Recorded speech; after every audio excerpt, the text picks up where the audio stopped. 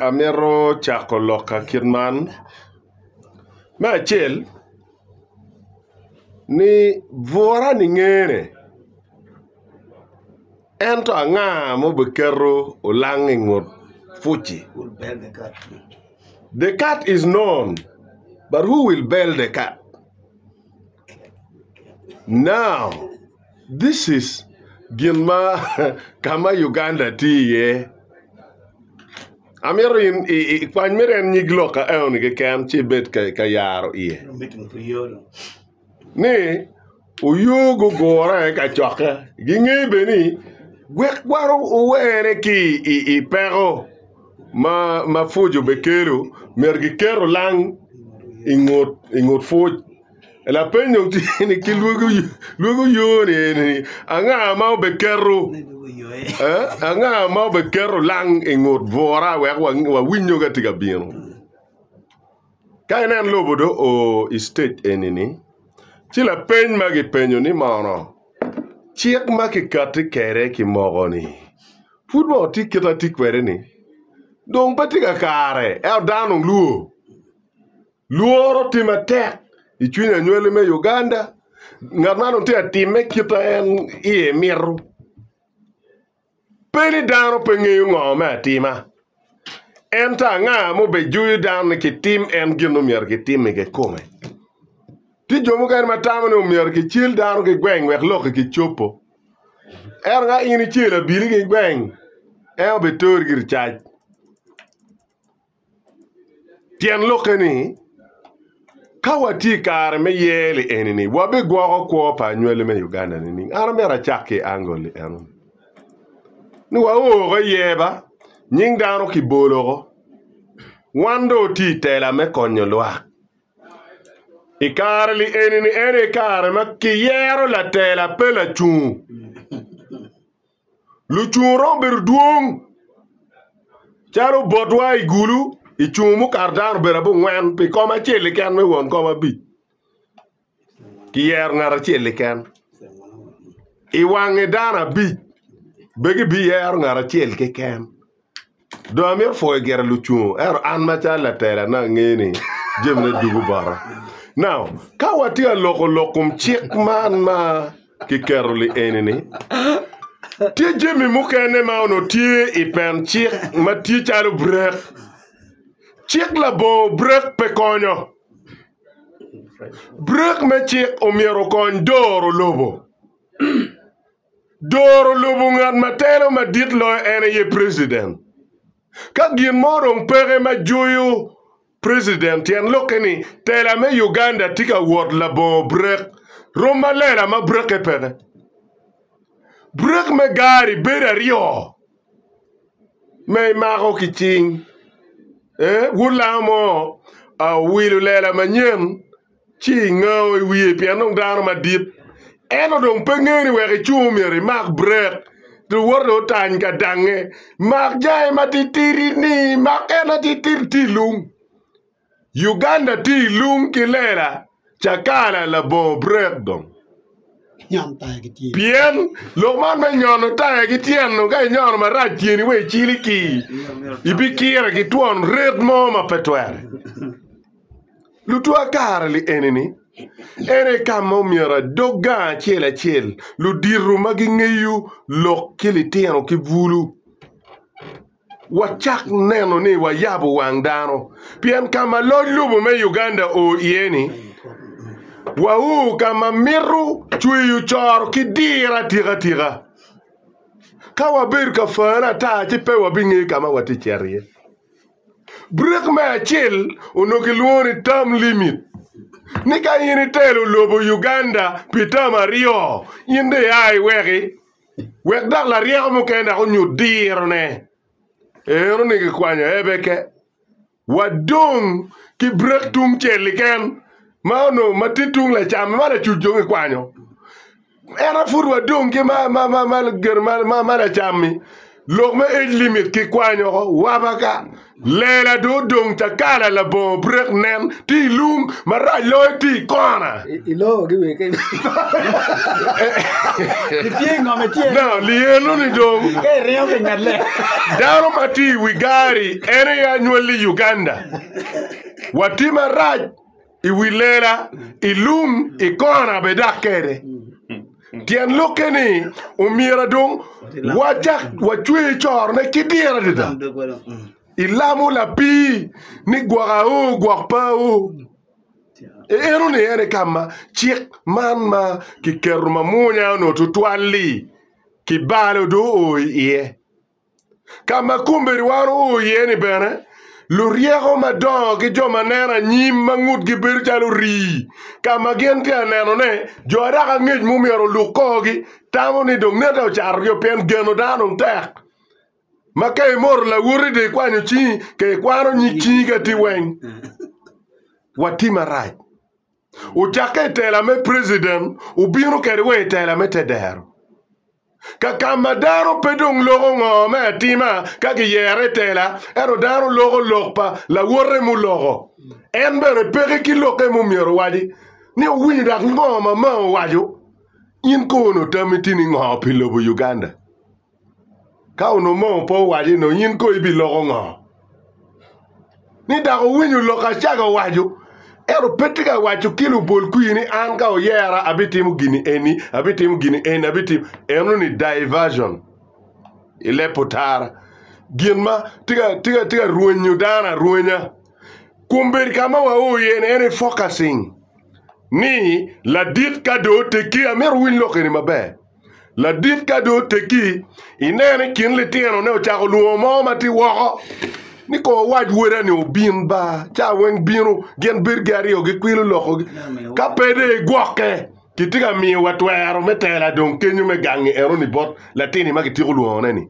yin furi ber merata tije jui me obo maji wang oge ken ga loka pigi tegu we ko cher gam yen el down du ka down di lok ipo ni structure me gang do lokel no gamento cerro now kakama wa yeni achuli moro o yuelo wati kwere yiko yuelo moro waro ngeyo pien pen che geratie dong bana wati ngwe la bon brek kirana na wati wukere daro moge ken wa bible waju beyond 75 de tiga beru on borrowed life bonus cha moge ken bi cherro pien ngar mo mati tala ki jingpa.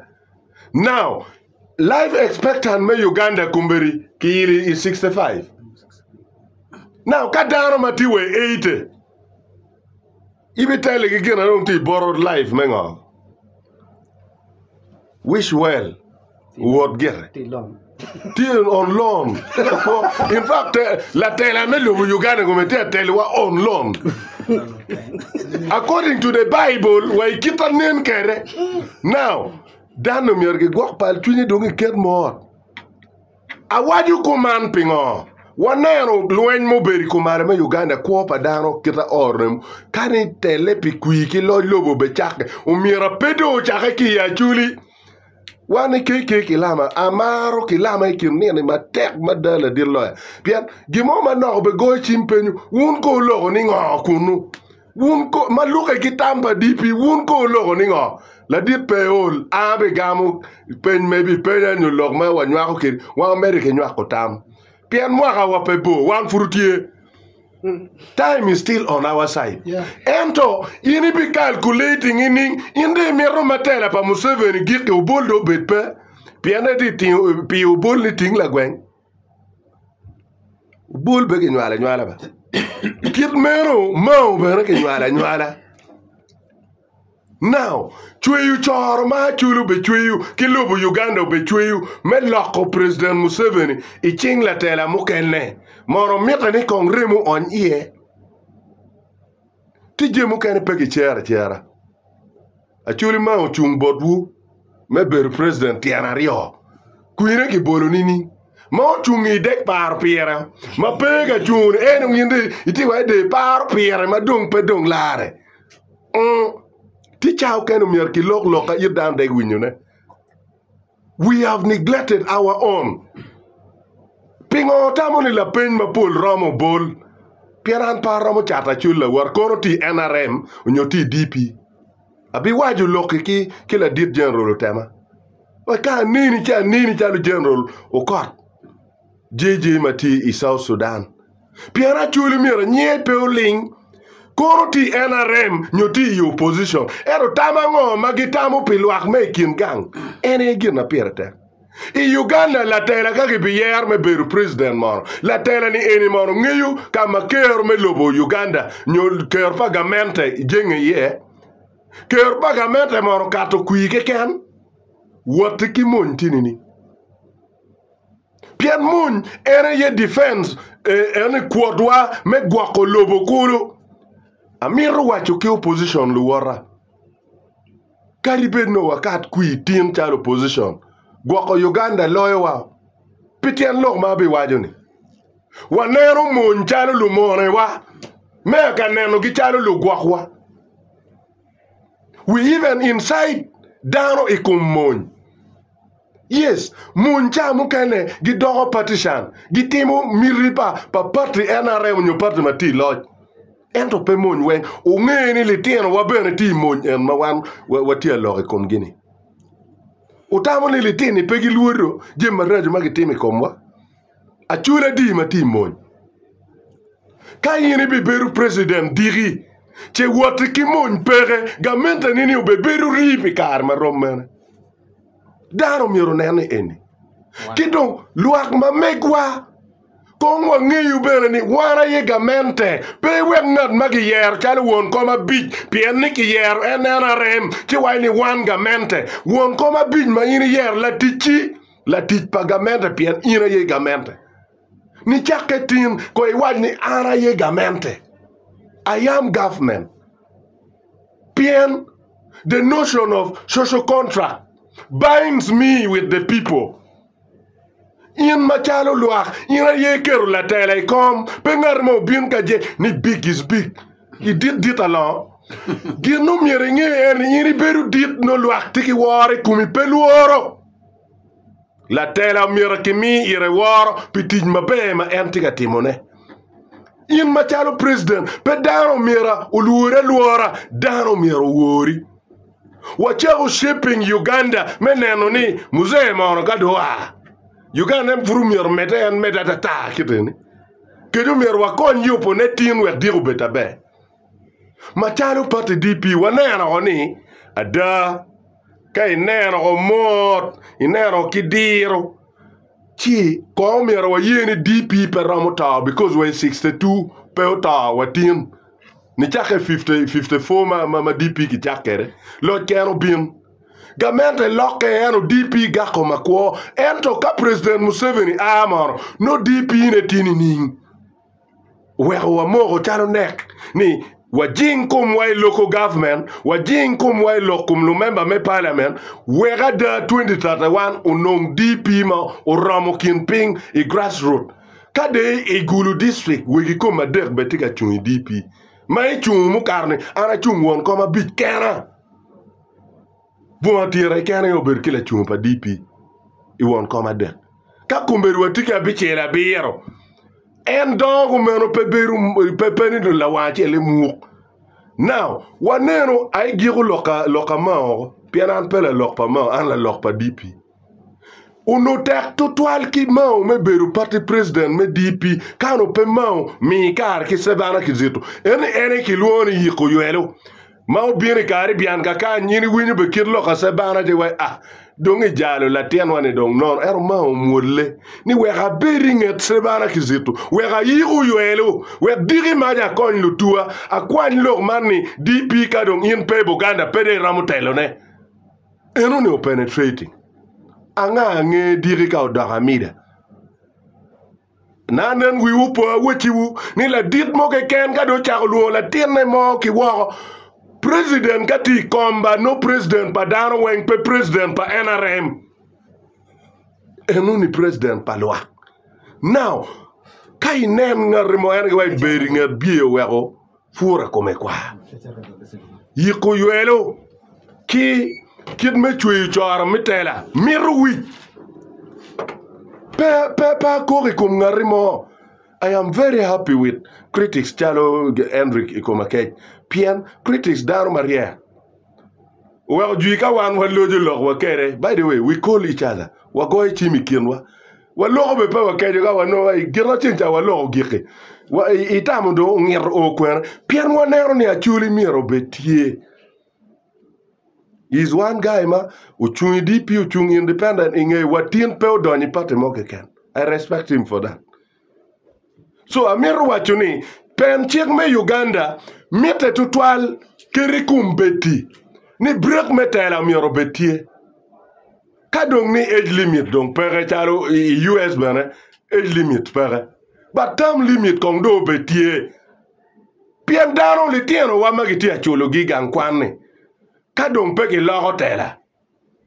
Chidong tiji Uganda ni tiemo roma weng magir ni kwano wangi no. Peti kumano. Peti oriad mo magi waini magi nywalo ki biru president na givuri gitana li chani. Nyuma malu fune givuri gitana chani. Wan weng megi wa rem roma kanywal rem menywal. Tian lokani anyim pali tiano mira kinen ni don lobu ki yubu jami ma kwako kuma chuli kumbedi ni umira wa biru I round table. Kit ma jemi ma kwako lokum Uganda umira parties duju go beri round table meneno ni post Museveni kibitimu nini because ka chuli petiga ngeyo mirigi watiga discussing lok pangat lokubol mega discussing itela li enini kono ti NRM kono ti DP kono ti PFF gen PPF gilwani la koripatne ki part FDC kainero la tela mao be obetimo miri pa chuli mao be gwago miri pa chuli iloke pa president Museveni mechero iching president mukene kuili ene kui meketo lutela mao be gwago ngom obenero lokum balalo obenero lokum dwakolonyo pa chuli chingi planning pia nyim mete lutela mado chwin pelok mane yelu chakeki igwako wangtangi chiwa malo eni lokatata dakbana yelu wilo gina watia cherie eni ni peki luoni primary election me parte moge ken wano tia chero I general election dakwa bitimu wait enung senior kain free iti bine yeni ki wich me primary miringe eni level liko eni numero bet clear ana foye